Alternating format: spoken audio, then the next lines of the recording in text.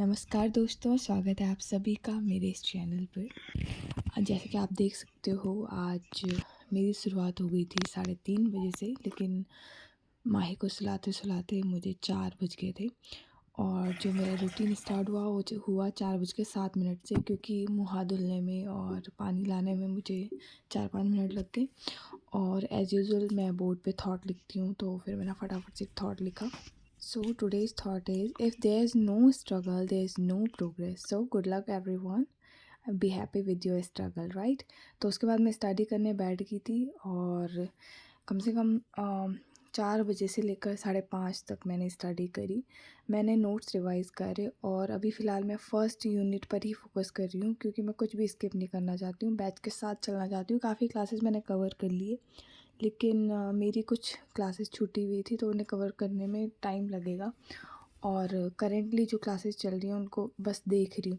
उसके बाद मैंने फिर से थोड़ा सा नोट्स रिवाइज़ करे और वापस चली गई थी नाश्ता बनाने, क्योंकि आज से स्कूल खुल रहे हैं मेरे भी, तो फिर जॉब के लिए लेट हो जाती है, इसलिए फटाफट से अभी आ गई थी। वरना 1-1.5 घंटे आराम से पढ़ती, लेकिन घर की जिम्मेदारियाँ, बच्चे, क्योंकि फिर विनिका का स्कूल भी है, तो बहुत सारी चीज़ें हो जाती है। टिफ़िन बनाना होता है, दिन का भी सोच के जाना पड़ता है। हालांकि बहुत सपोर्टिव है मेरी फैमिली, ज़्यादा दिन का लोड नहीं आता है मेरे पास, लेकिन फिर भी घर का काम एज़ यूजुअल करना पड़ता है, क्योंकि छोटे छोटे बच्चे हैं और बहुत सारी चीज़ें मैनेज करनी होती है। मैं तो आप सभी से बस एक ही बात कहना चाहती हूँ कि काम कितने ही सारे हों, है ना, क्योंकि शादी के बाद हम मतलब ऐसे काम को स्किप नहीं कर सकते, क्योंकि वो हमारी ज़िम्मेदारियाँ हो जाती है ना।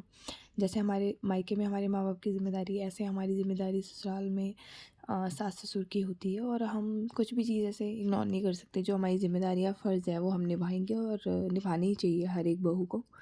हालांकि मुझे मैनेज करने में बहुत टफ़ पड़ता है ये सब कुछ, क्योंकि मेरी पढ़ाई भी है और अभी लेक्चरर का एग्ज़ाम है। अगर मैं इस बार भी, हालांकि फ़र्स्ट टाइम है मेरा, एलटी का थोड़ा सा प्रॉब्लम हो गया था, 1-2 नंबर से मेरा छूट गया था, तो बहुत रिग्रेट होता है मुझे कि काश मैं अपने लिए भरपूर टाइम निकाल पाती, लेकिन दोस्तों बहुत सारी चीज़ें हो जाती है तो टाइम नहीं मिलता है। और क्योंकि फैमिली, बच्चे, सास जी और बहुत सारी चीज़ें भी मेरे लिए ज़रूरी है, तो उस वजह से थोड़ा पढ़ाई को प्रॉपर टाइम नहीं दे पाती हूँ, लेकिन फिर भी कोशिश करती हूँ अपना 100% देने की।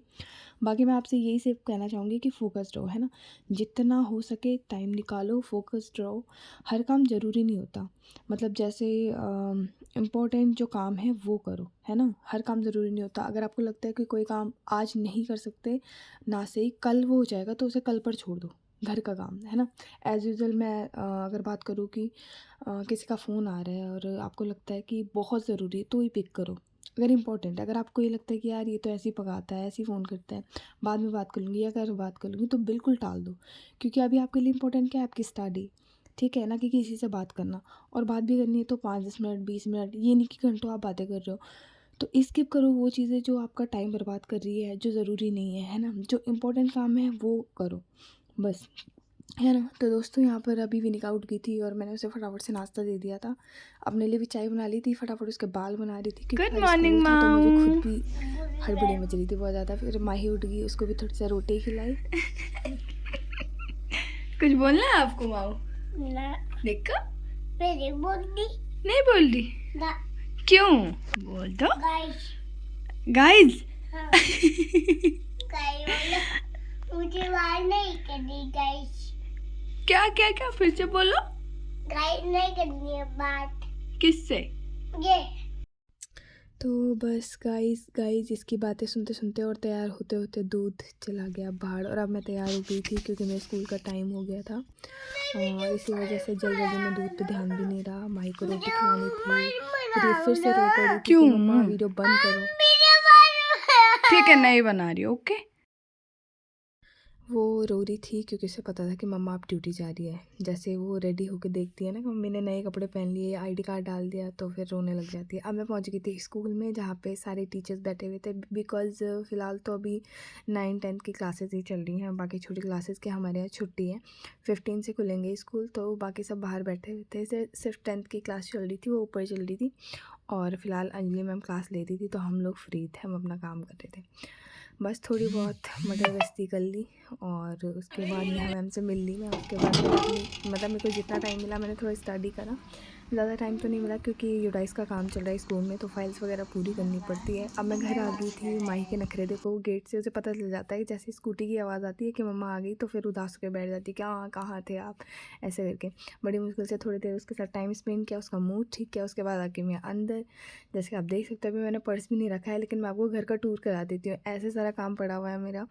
और अभी मुझे सब कुछ ठीक करना है। सुबह ही दूध चला गया था, गायब हो गया था, तो अभी फ़िलहाल मैं आ गई हूँ। अब मैं धीरे धीरे करके इसकी नौटंकी देखती हूँ।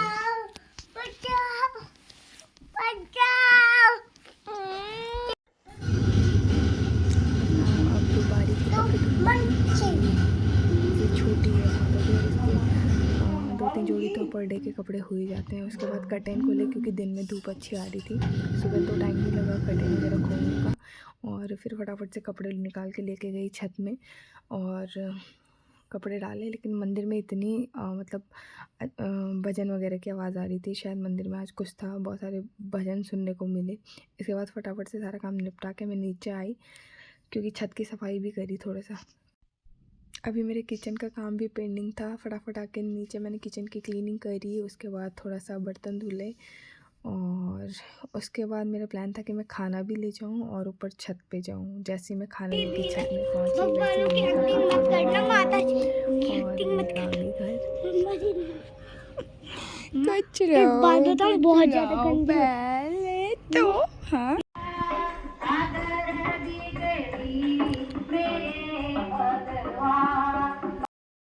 भजन सुन के तो दिन बन गया आज। फिर शाम की बारी है, चाय बन गई है, चाय बना दी मैंने। घर पे ऐसी पड़ोसी आए हुए हैं तो बस बाहर फ़ोन नहीं ले जा सकती, ये दरवाजे तक का ही सफ़र था। अब इन दोनों की मस्ती देख लो। अभी विनिका के FA4 का ये सिलेबस आ गया, उसके एग्ज़ाम स्टार्ट होने वाले हैं, तो थोड़ी देर उसको स्टडी कराई। Tell me what is the moral of this story Vinika? If you do good, good will come to you. Yes, great, very nice. Okay bye guys, मिलते हैं नेक्स्ट ब्लॉग में। तब तक आप भी पढ़िए और मैं भी पढ़ती हूँ। Good night.